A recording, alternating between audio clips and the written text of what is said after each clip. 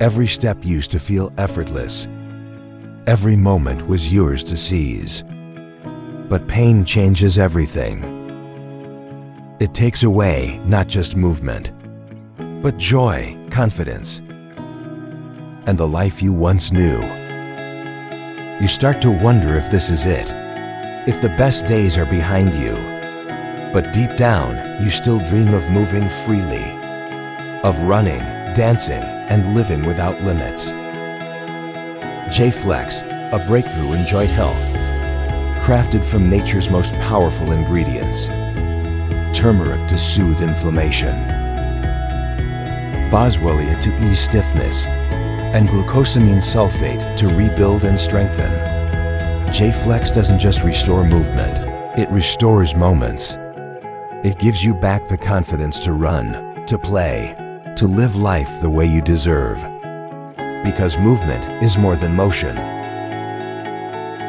It's connection. It's joy. It's freedom. Flex. Rediscover life's moments.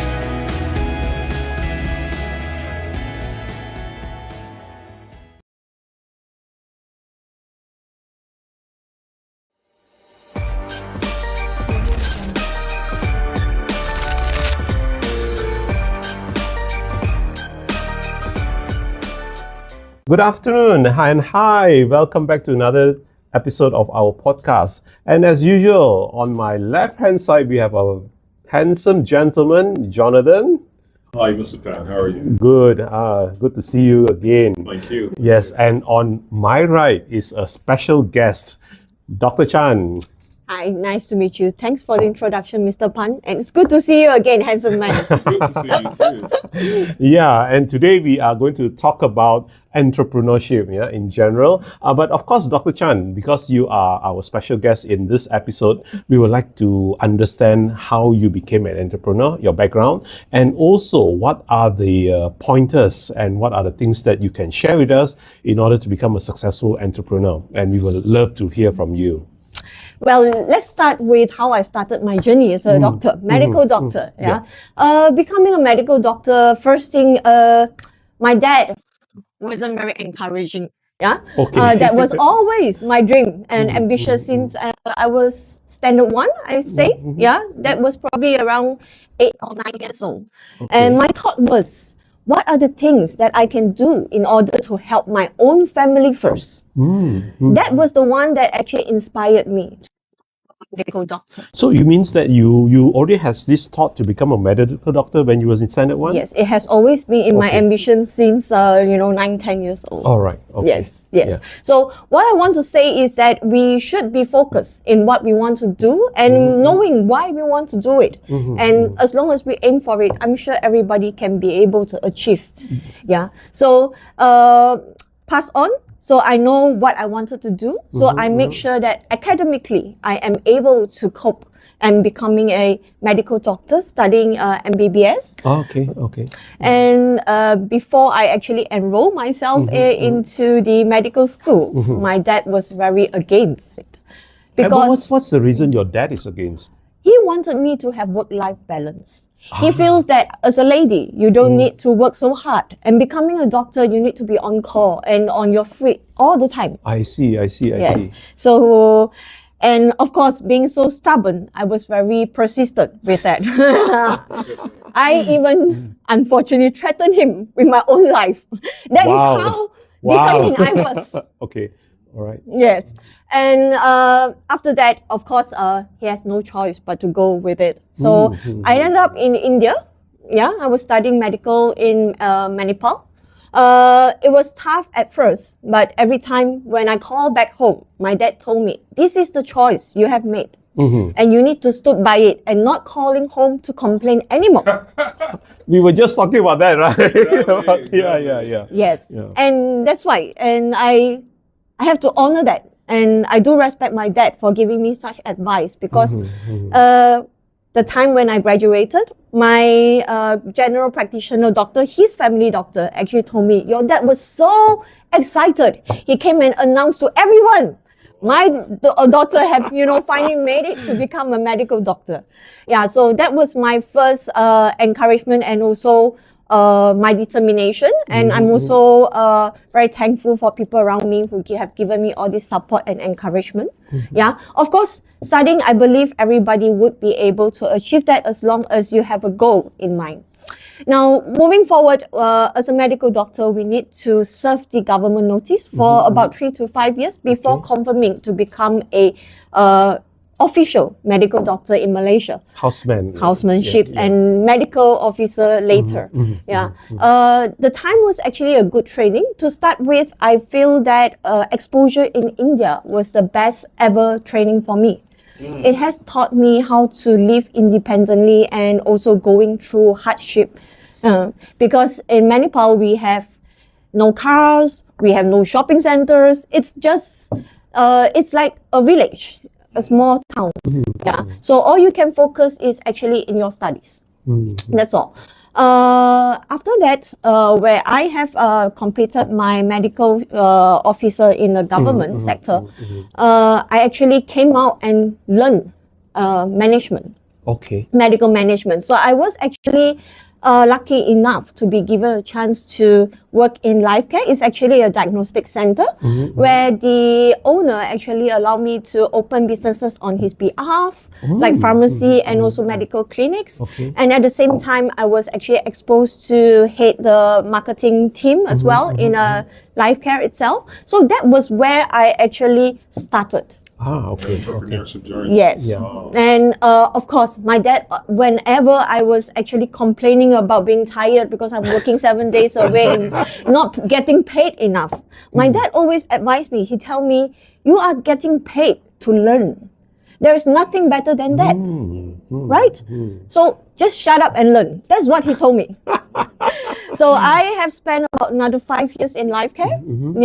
And once I have done learning all this management and opening businesses, I was more keen on, improving myself in terms of my medical skill. Right. So later on, I went on to join a Premier Clinic, which is a very famous aesthetic clinic back then, to learn my medical skills and then subsequently obtaining my LCP, which is the specialist certificate for the aesthetic medicine in Malaysia. And subsequently, moving forward, I went on to another 2 aesthetic center because every aesthetic center have their different SOP management and all those things. I have spent about 3 to 4 years in learning and also trying to thrive in this industry. And then subsequently, finally, I came out and opened on my own when I hit the age of 40. Yeah? Wow. So, yes. See, KFC started at 50 years old. What is late? That's never too late. Yeah? As long as we put our mindset onto it and we try our best, I don't think anything may fail. What do you think? Well, I believe that as an entrepreneur now, you face quite a number of challenges. What are the major challenges that you are facing currently? To be honest, I feel that I am quite honored and lucky in that sense that due to my past experiences and my experience in working in other aesthetic clinics, so far, throughout my whole journey of this entrepreneurship, it is actually quite smooth sail. And because with all the patient support and what happened, why is it smooth sail is because my workplace is my playground. I enjoy my work so much. So what I can gather is that work and play goes hand in hand? Yes. And when that happens, it's actually a very lucky position to be in. Yes, because not everybody can, have their hobby as the way to, find money. True. Yes. So, but I am actually very blessed by that. So, of course, a lot of people say, are you afraid, nowadays economy is not so good and you are still expanding. We are due to open our second branch in Bukit Jalil in around October. But I know that the market is so big. As long as you try your best, I don't think that, there should be any obstacle that actually stops you. Well, apart from that, of course, nowadays, staffing will be an issue in terms of my practice. Yeah, because it's a bit saturated where a lot of beauticians, they jump around, industries and also between clinics. Okay. What about you? Do you have all this? In terms of staffing, not for me, but in terms of looking for clients, yes. Yeah. I mean, one quick thing I got from her Yeah. is it is not that she didn't face challenges or it's all smooth for her, but because she loves what she does. Right, But right. it's more like a stepping stone. It's Correct, not as if correct. she's playing the chairs, like Yeah. everything works so fun for her. So Yes. even if there are challenges, she doesn't feel it. And I think it's one amazing point that you raised. You must love what you do. Correct. If you love what you do, things become smooth. You won't see challenges as challenges. True, You true. just see it as a stepping stone to higher Correct. grounds. Yeah. Exactly. Spot on. Something that I picked up from her also is that if you enjoy what you do, it doesn't feel like job. Exactly. Yes, never. Because we have to work like, for doctors, we work 7 days a week. So, yeah. Well, then in that case, how do you balance up work-life balance? With family. Yeah. Well, and moreover, I am a single mom. So I have to juggle between my daughter and my work as well. So, but I do maintain a healthy lifestyle where I fix my sleeping hours between 10 to 4. Yes, Yep. so that's my sleeping hours. So early in the morning, your mind is very fresh. That's the time where I like to read. I read newspapers, and then at the same time, you can have some minor exercises, aerobic exercises at home that can keep your mind fresh. And then subsequently, then I will drop off my kid to school. Of course, I'm blessed because she, academically wise, she takes care of it by her own. Yeah. That's nice. And after working hour is about 7. Yeah. Yeah. I do spend time with her, watching TV, eating together, going through her homework, and then when she falls asleep, I do some reading and updates on my medical stuffs. Yes, before I actually sleeps. You go for holidays? Very, very rare. Very rare. Probably once a year. This is something I think that moving forward I can improve on because all work and no play make Jack a dull boy. So yeah. Okay, now, what would be your advice for would-be entrepreneurs, people who would like to start off their own business, right? And what would be your advice to them? Especially from the female perspective. Yeah, the woman correct. Because women entrepreneurs, I believe that they face more challenges than men. Yeah.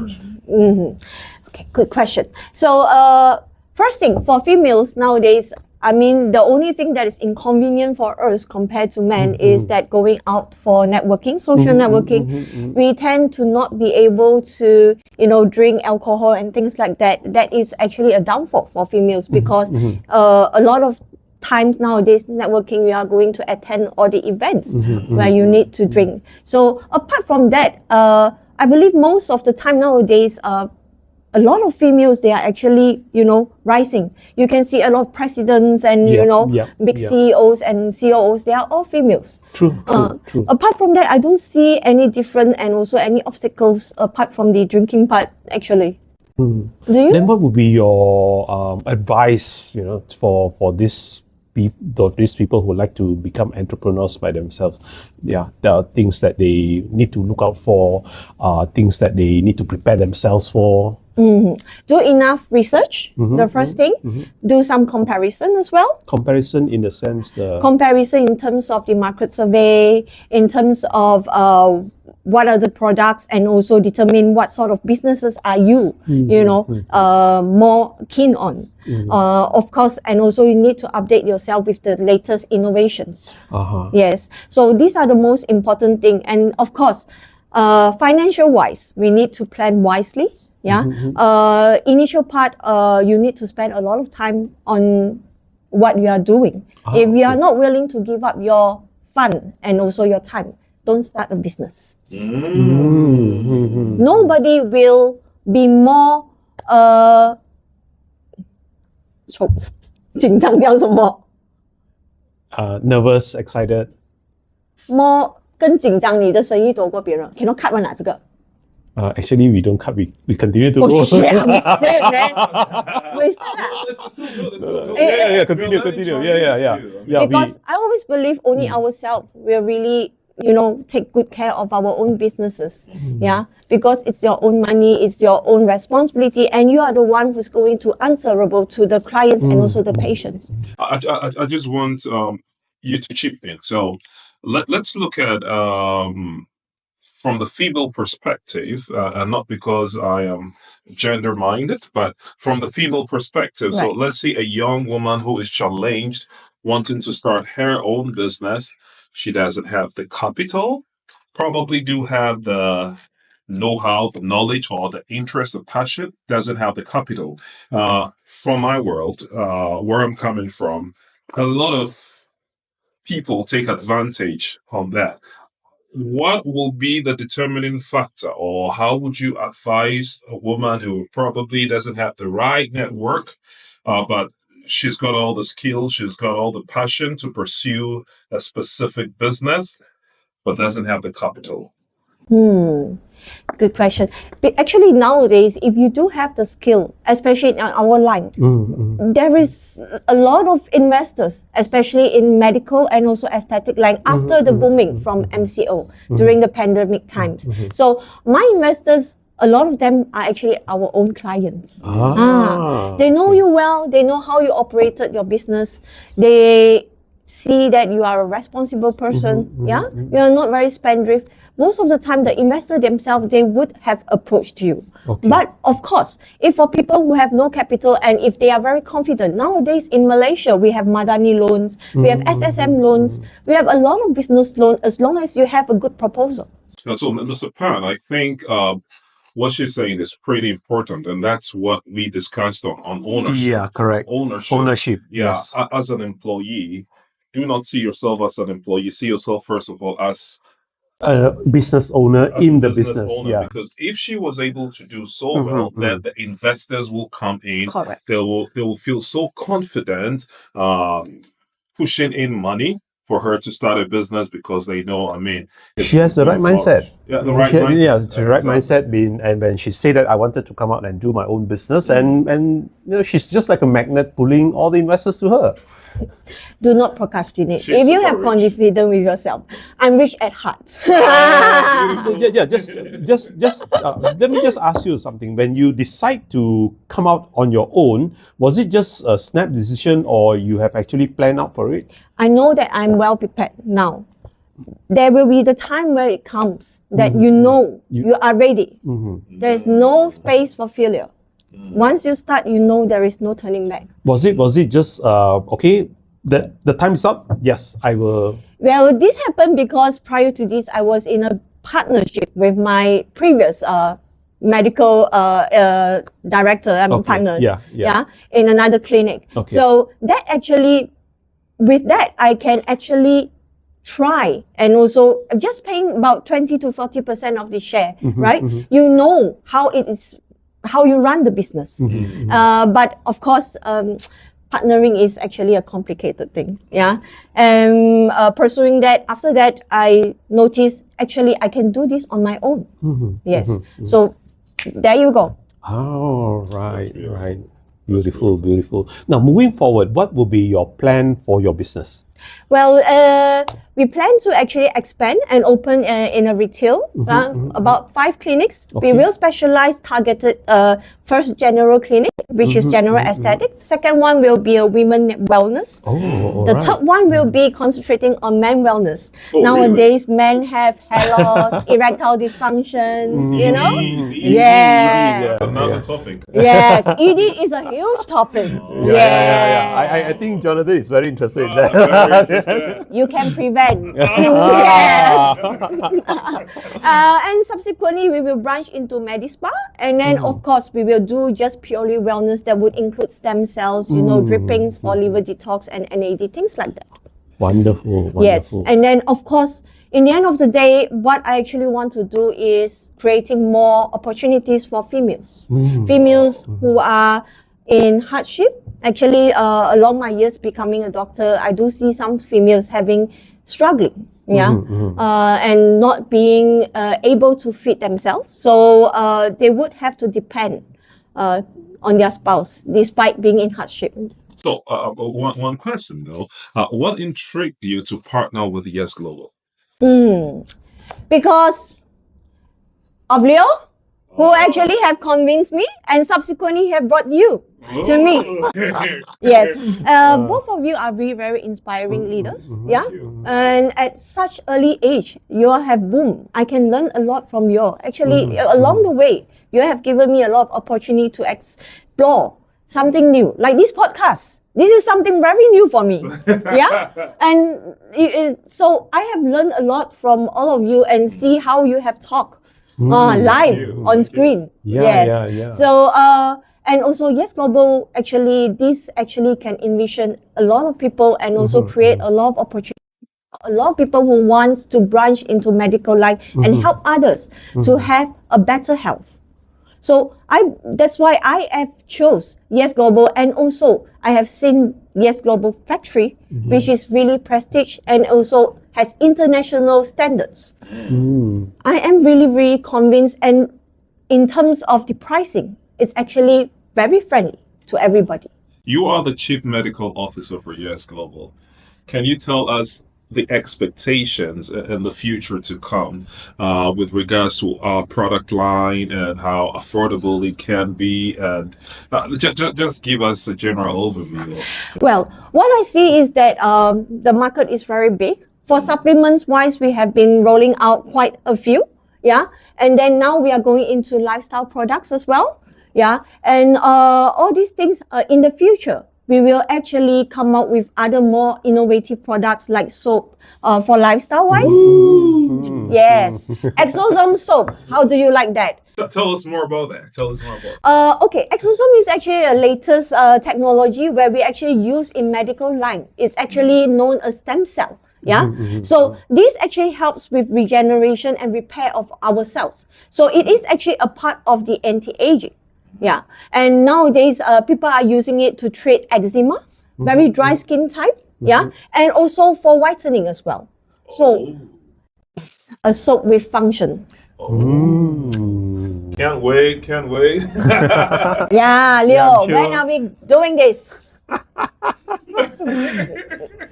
Yes, and of course, in the future, we are also planning out things that actually helps with the mind, body, and soul. So there would be things like M&M, NAD, all these things, the latest innovation which will help with anti-aging. Now we are talking about prevention. We are no more talking about correction in medical line. Yes. So what else do you think we should bring to the table? Well, Jonathan, what else you want? Please tell her. Do I have an idea? Yes. I'm a business builder.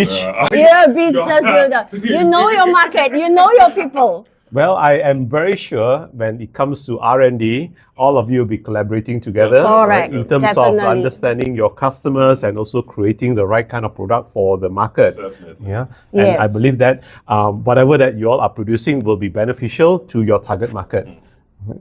We will. I mean, of course, we need a lot of feedbacks and also a lot of surveys from the publics as well. I can tell you this for a fact. I mean, not because I happen to be a co-founder of Yes Global, but I believe that we have one of the best products in the market. I mean, when it comes to the multi-level or the network marketing industry in Africa, I mean, everyone who have come in contact with our products will tell you that it really works. It's not a placebo. It really works. And thanks to you and your team for putting in all the brains into our product.